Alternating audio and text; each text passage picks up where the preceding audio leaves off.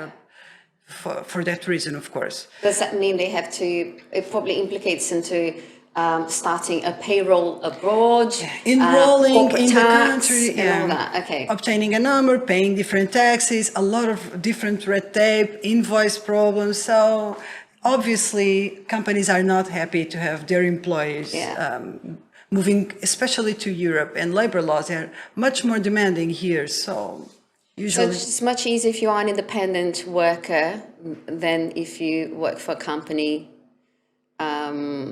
You know, because that could bring implications to the company. Well, I think that's interesting because now, like, a lot more employees can work remotely, and they think it's just going to be easy. Like, but they haven't taken in those things into account. Yeah. And they think they can just say to their boss, "Oh, can I work from Italy?" And it's not that easy. No, it's not that simple. It's funny you said that because there was an article in The Guardian this month, about blue sky thinking. The new rules allow digital nomads to work in the sun. So explain that setting up a remote office is not that simple, and that there are some implications. And there was a story of this guy. He went to his company, and his company was like, yes, this is great as long as it doesn't bring any implications to us. But then the company, then he did his research, and it was a lot more complicated for his company because it would require them to start a payroll from abroad, the corporation tax, and the issue of social security, which is something we don't think about. So how does it work? Do I pay social security in Italy? And if I need the public services there? So there are many levels that has to be taken into consideration. But then there's yes, sure, come in. Yeah, I just wanted to comment on, because originally your question was about immigration issues, and if I could just throw the discussion beyond Europe just for 2 seconds, right? You know, Europe is, you're absolutely correct. It is particularly heavily regulated. It's probably the most regulated jurisdiction in the planet, right? But outside, it's really touch and go, because I advise clients, before you go, you need to know. You need to know before you go, because some of them are really strict. For example, Indonesia, I was talking to one of the consular officers at the U.S. Embassy in Jakarta, and he said that he had sometimes 1 or 2 members of staff full-time. They're on full-time duty, helping U.S. citizens who got caught working in Indonesia. So because the rules are, when you enter Indonesia, whether it's Bali or any one of the other 17,000 islands, right? You made a declaration that you were there on a holiday. So you cannot exchange business cards. You cannot attend meetings. You cannot do any presentations.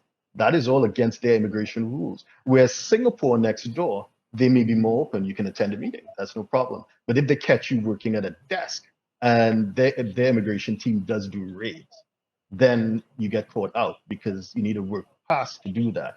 So it really is a case of knowing before you go.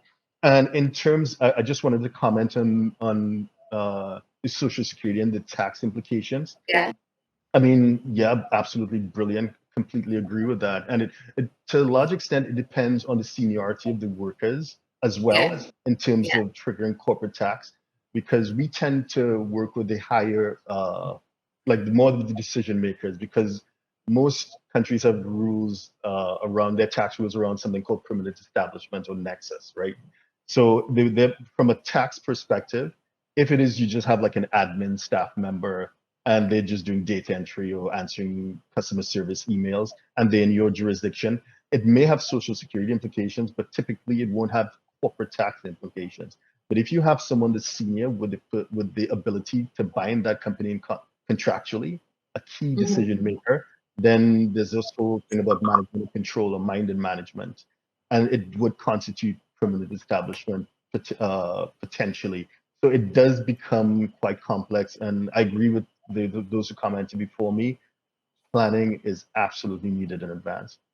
Is essential. I agree, and countries are catching up because it's happening, it's there. So you rightly point out Indonesia, and there was a recent article pointing out that they are bringing again that 5-year nomad visa.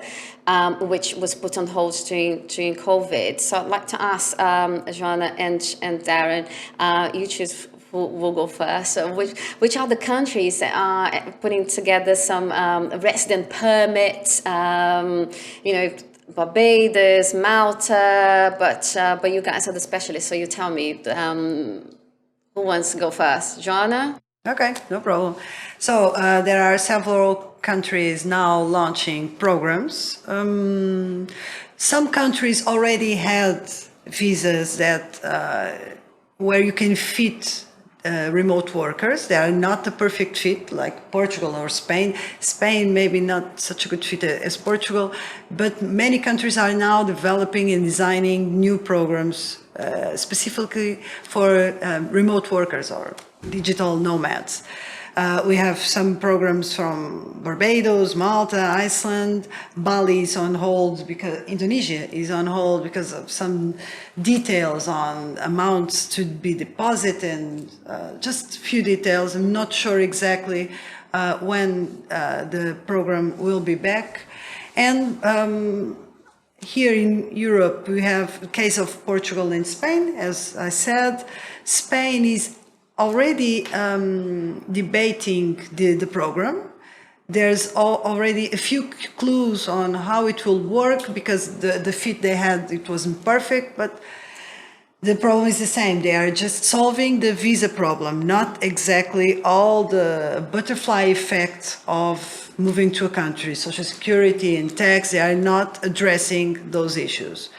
In Portugal, the best fit is D2 or D7. We do not have yet a specific visa. We may have, I think we need to, because the law should reflect what's happening in the society, in the community. And right now, it's happening, as you said. So sooner or later, the law will have to address this and regulate it specifically. I don't know when. I hope that this will happen soon, maybe this year or the next. From what I know, it's not in the agenda yet, but until then, we will be working with what we have, the D2, the D7. They work, it's okay, but we could have done better already. Now, Derren, do you know of programs that are being formalized in terms of tax arrangements and visa arrangements for remote workers and nomads? Yeah, I mean, to be honest, there are too many to mention. We did have a spreadsheet on our website in which we tried to keep track during COVID, but then it was just getting out of control. But just stepping back and looking at it a bit holistically and historically, I mean, again, we see a pattern. And if you look at the 19th century, beginning of the 20th century, there was a lot more freedom of movement. You could have just arrived at Ellis Island and they'll tell you, welcome to America. And you just stay however long you want. It doesn't matter, right? Then you needed to have some form of ID and you do a basic health check. And then the concept of passports came up and then visas came up. And now we've seen during COVID-19 a rise of, I mean, again, COVID-19 didn't create anything new, but it accelerated certain pre-existing trends. And one of the trends that it seemed to have accelerated was nationalism. So countries are being quite precious and protective of their borders.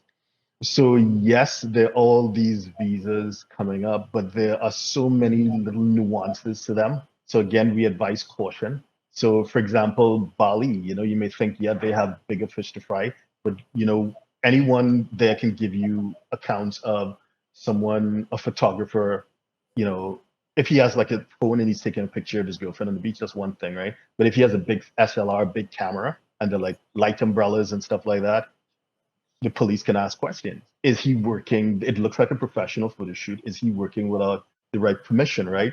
And some of these nomad visas, they do allow you to stay, but they may be like Spain, non-lucrative, right? You can't work. And if you get caught working, that's another problem. And Indonesia is one of the most aggressive tax regimes in the world. So you don't want to get caught in that net. Whereas Barbados, they have a special dispensation from the Income Tax Act, so you can work in Barbados tax-free. But in so it is. My point is, it's quite nuanced. It's really what it appears to be on the surface, and caution and planning is advisable. Yeah. So, so the main takeaway here is that it's all about planning. So once you decide where you can go, what you can afford, you need to find out the rules of the place, and also for how long you're going to be going. If you stay for a while, if you're hopping around the world, or if you'd like to stay for a year or two, there might be some countries offering a proper residence program with a framework just for that period of time.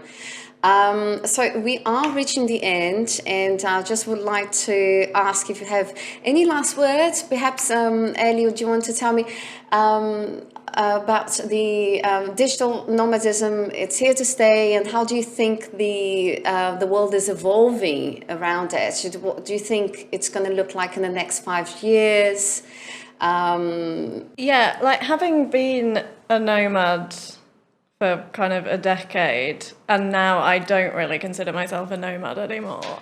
I feel like it's interesting to see the evolution of the kind of original nomads and where we are now, and the new remote workers and where they're going. And I think it's just going to be a completely different universe. I feel like the pandemic had two impacts. For kind of experienced nomads who have been traveling around for years, I think for a lot of us, it made us realize the niceness of actually being settled. Yeah. And still wanting to travel, but maybe not as much.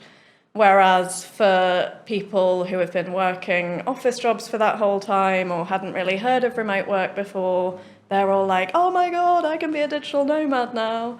So they're the ones who are possibly going to be leading it forward. So I don't know what's going to happen, but I think it's definitely going to evolve, and it's definitely going to look very different than it has for the last 10 years. And how about you, Joana? What do you think from the immigration perspective? I think that digital nomads are great. I hope they help immigration law to become more flexible. I believe in a world where people can move around freely, and they will make it easier because they will settle more and more in different countries and for short periods, and hopefully the law will make it easier for them to do so, and more people will do it. I think it will help a lot. Yeah. And Derren? I like to throw, I'm a bit contrarian, as you probably Okay, can cool. tell. I like that. So I like to throw something, radical into the mix of it. There's this perception that in order to save on taxes, you need to go to become a nomad, you need to move out of your country, you need to find a cheap jurisdiction to live in. And, that point is made sensationally by those with something to sell. But when you look at the actual data, and for this, I like the work of Professor Christopher Young. He was at Cornell University, but he's now at Stanford. He wrote a book called The Myth of Millionaire Tax Flight, and he harvested like loads of anonymized data from the Internal Revenue Service in the US. And he also did some data analysis from Forbes magazine with international billionaires and multimillionaires. And the point that he makes is, again, using the statistics, the wealthier someone is, the more likely they are to stay in place. Okay. Yeah. So, and there could be perhaps a number of reasons for that. But one of the reasons is there's a well-developed, especially in the developed world, let's call them wealth protection or income protection professionals, including, people with my skill set, right? So it's not necessary to go to some far-flung places. It's a lifestyle choice, and power to you, and it doesn't, but if it is that it's a tax play, like some people try to sell, absolutely not. With the right tax planning, you don't have to move anywhere. You can stay put. Yeah. Okay, so thank you. So the main takeaway here is to do your research. Do you know where you can still, if you want to run your laptop and run your company from the beach, you could still do that, but plan ahead, talk to specialists, and I do hope you liked this episode, that you found it useful, and if you did find it useful, hit like and subscribe to our channel. Thank you very much, Derren. Thank you, Elly and Joana, for being here, and I'll see you next time.